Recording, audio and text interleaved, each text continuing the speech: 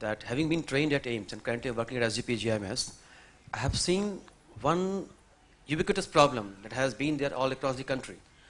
Patient used to come at AIIMS or come at PGI for that matter and comes to know that there is no bed available. And then he goes to some other nearby medical institution, from there to some other institution.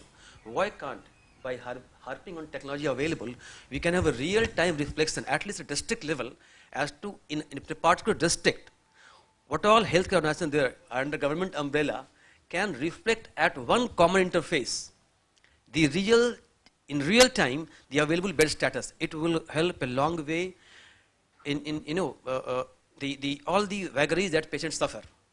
I have seen patients when I was in charge trauma center AIIMS dying across the subsequent flyover from AIIMS to trauma center. It's a long flyover, So we designed ways for that. So we keep losing patients and patients keep suffering from one SCO to other SCO, health organization. If technology can help us inform patients, the prospective users, the real-time reflection of bed status at any point in time from any locale, it will definitely help the patients. Second problem I faced, wherever I worked, I had a brief stint at Chandigarh also, that patient comes from government hospital, they're still at a location where high might don't come, but the poor, those who can't afford the public sector hospital, they come. And they don't have any record maintained at their end. Those who are educated, they maintain their health records. So health record reconciliation, we call it. So once, can we harbor technology is happening in the West, very much, very clearly. So once a patient at anywhere in the country or in our state or in our district is registered in any government institution, medical organization, he should have been given that smart card sort of thing or whatever, wherein all his records are fed in, culling it from our own HIS. And when he moves across the medical organization, he can take it, or they can be linked together where I can access at any point. Within the cloud. It will help because many a times patients come to us, he has nothing at back his hand, nothing he has lost or whatever, maintained and understand importance of maintaining records, and we have to begin afresh.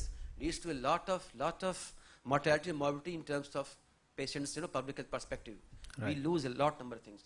Leads to attrition as well. Mm-hmm. That is two things I wanted to bring to notice of all concerned, right, from the technology expert and Ms. Ramsar being Secretary of Medical Education. Can we do something on this account? Now I'll come to how technology is helping us.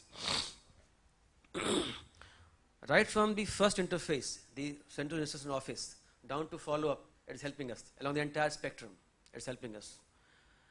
As the patient moves in the healthcare process flow, from registration down to discharge and follow-up, technology is helping us, and we are using to the extent possible while being within the government system with all sort of bit of constraints, something financial, sometimes procedural, whatever.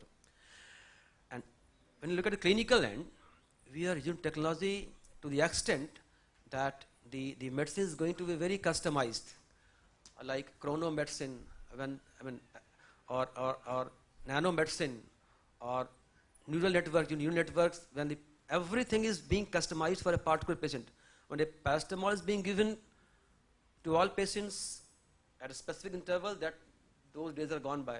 Now technology has given us insight into understanding of the individual physiology in a separate way. Though we believe in a law of large number, law of averages, medicine also works on that.